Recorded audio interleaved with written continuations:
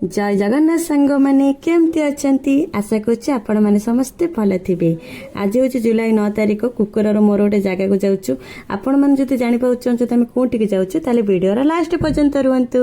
भुवनेश्वर आ कटक आम ये पास कर जाइचु लोकेशन देखिकी जाऊँ आपण मैंने देखिपे आम केन्द्रापड़ा भितर को जाऊँ।